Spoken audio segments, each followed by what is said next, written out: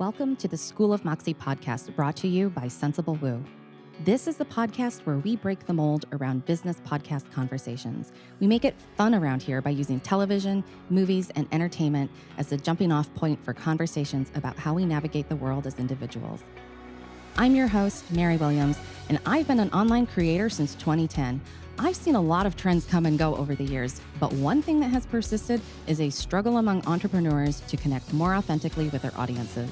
As a business systems process and operations coach, I've seen how much my clients and subscribers have benefited from learning how to incorporate their fun sides. So we're going to demonstrate this for you here on this podcast through analogous thinking. Not only that, but we're using media and entertainment as the lens through which we reflect on our own desires and strengths. Fiction is the vehicle that gives us words to articulate our value systems and tells people who we are. I find that a lot of my audience, and probably yours as well, struggle to find words for their problems until they start thinking about how to use analogies. Analogies help us build bridges between something we can describe into a new area that we are in the process of developing. As humans, we are a languaged species, which means we find context and meaning in our lives through the ability to put our feelings into words. This podcast is going to help you normalize this process and see how it's done in real time as my guests talk through their own experiences in relation to the episodes they've been assigned for this show. Our first season of this podcast is centered on the first season of the HBO original series, The Last of Us, based on the video game of the same name. Consider this your official spoiler alert. On this podcast, my guests are going to jump right into the conversation, and we are going to spill all the tea on the story and the plot. So if you enjoy being surprised, I encourage you to watch the episode first before listening to our discussion. Thank you to our generous sponsors for the one and only premiere week here at the School of Moxie podcast. This week has been made possible with support from the AK Collective with Amber Kinney. You'll hear about the AK Collective in the show credits every week because they're a major part of how I do my marketing around here, and I'm so thankful to Amber for the additional opening week support. Scale fast with clear metrics and ads that convert like crazy, and that's just a very small part of what the AK Collective can do for you. Additional support comes from The Secret to Thriving Online Communities with Tanya Kubo. If your online community needs to grow and delight your members, this is the service and program for you. We are also supported this week by Everyday Effectiveness with Gwen Bortner. You can't scale without real business operations running the show, and Gwen is your person to help you do that. Last but not least, this week, we are supported by Custom Learning Atelier with Beth Salyers. We demonstrate a lot of divergent thinking and alternative methods of learning on this podcast, and that's what Beth can build for your organization as well. Links to each of these amazing sponsors is located in the show notes on this episode. I encourage you to give them some love by visiting their websites. Before we get into this week's episode, have I told you about the weekly readings that I create for entrepreneurs just like you each and every week? I'm an Akashic Records and Tarot reader, and I've been giving clients intuitive guidance coaching for just about 20 years now. That's a long time. I know that most readers out there don't focus on your business needs, so that's where I come in. Readings with me are only about your business development, and it helps you feel more aligned with your intuitive messages so that you can incorporate those gut feelings and inner knowings into your business data for better results. Click the link in the show notes and subscribe to my weekly email updates, where you can get a free reading sent to your inbox every single week. If you want more, you can subscribe to the weekly extended readings, which are just $9 per month, and help you get focused on your business energy every week. No more Sunday scaries. You've got this better in hand than you know, and I'll help you see it. Now let's get watching and talking. Hi, this is Mary, your host for the School of Moxie podcast. Thank you so much for joining us in our first season. I guarantee you aren't hearing other entrepreneurs talk about business the way you're going to hear my guests talk about it on this podcast. And I cannot wait to dive into that in our next episode. But first, I decided to add in a special solo episode to kick us off because a lot of events happened during the course of production which need to be addressed. We talk about television and movies around here, and I'll explain more about that in just a moment. But the really important thing is that because of the entertainment topic, I need to make sure we've included a disclaimer this season when it comes to the union strikes that are still happening when this podcast premieres. What I've done with my guests is use the HBO original series The Last of Us as the focal point to talk about business. Rather than give you a lecture about analogous thinking exercises, we've actually modeled this for you over an entire season of this podcast. So, your best course of action is to simply listen and enjoy the conversation. But because I think television and movies are the perfect way to explore tough, emotional topics in business and leadership development, it got a little crunchy as we worked our way to premiering this thing. I made a calculated choice for this podcast that we would record in person in professional sound studios with a sound engineer to produce high quality audio content. While I was literally flying around the world, WGA and SAG AFTRA went on strike one after the other. The Writers Guild of America and the Screen Actors Guild are still on strike when I record this episode, and it's important to note that most of our guests this season are regular people building businesses. But we do have a guest this season who is a member of SAG AFTRA, and Sarah recorded her episode before the union went on strike on July 15, 2023. You'll find a special disclaimer on her episode when you hear it this week, and the reason why I have it on there is so that she doesn't get penalized by the union for future jobs as a working actor. A couple of us on this podcast have lots of industry networking connections, but we're not part of the unions. Also, I wanted to make sure it's stated aloud that the content we've produced here for the podcast, it's not considered in conflict with any of the union rules as they negotiate for more equitable terms and conditions of employment in the new age of artificial intelligence. I want to say that as a creator of this podcast and someone who used to make movies for a living, I am 1,000,000% in support of my friends who are currently on the picket lines. This is a really big deal, and the strike is necessary. In fact, that's a perfect segue to talk about what we're talking about this season on the podcast, because it can be really easy as a normal, non famous person to think of Hollywood as a town full of rich, fat cats. And while those folks do exist, they are actually a very small minority of the working people in the industry. We're going to examine the topic of fame and fortune a little bit in this opening week with Renee's conversation. I invited her to talk about our show just a little differently than everyone else, and it was so juicy. You're going to hear half of her conversation at the beginning of the season and the second half at the end of the season. There are some notable press pieces floating around the interwebs about Pedro Pascal's massive salary as the headlining actor on the series, and it would be too easy to just stay in the celebrity gossip space. So you're going to hear how we get out of that on this podcast and get into really meaty topics around everything from building communities to creating safe spaces in a world where things like pandemics are out of our control.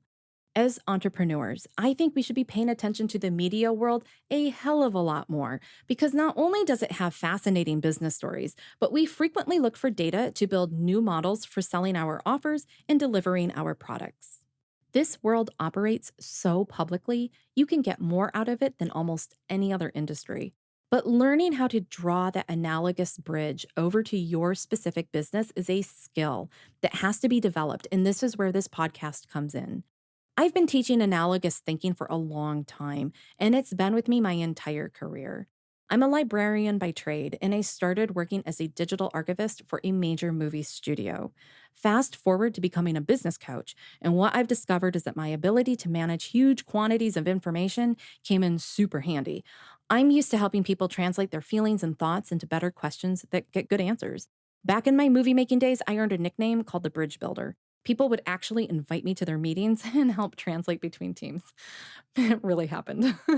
Because most people, whether you want to admit it or not, have a really hard time drawing analogies to their own work when the ideas aren't presented super literally to them.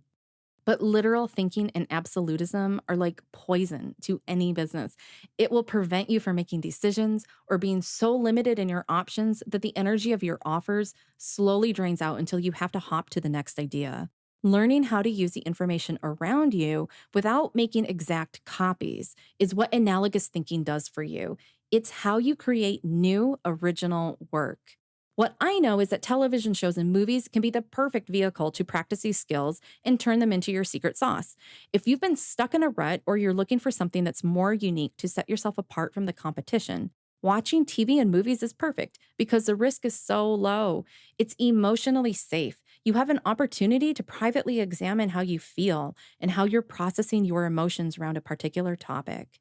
In fact, if you've struggled to take risks in business in general, watching a TV show or a movie that is way outside your normal comfort zone can be a very liberating experience. The stakes are so low that if it's truly unpalatable for you right now, all you have to do is turn it off. But our current technology age has so many people programmed to mindlessly binge watch their usual favorites, whether it's fluffy romantic comedies or salacious true crime docuseries. I'll bet that you have your usual go-to genres. Hey, so do I. I love action movies and hero stories. I also like underdog stories, so I feel uplifted when the protagonist overcomes their struggles. And then I have my comfort flicks. Pitch Perfect. Anyone? Anyone? Our entertainment helps us feel things, and we should always like what we like.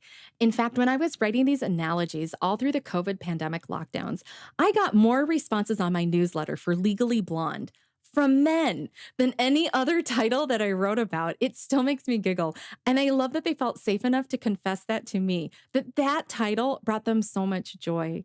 It just goes to show that you can't ever predict what someone else really likes, which is why I chose The Last of Us.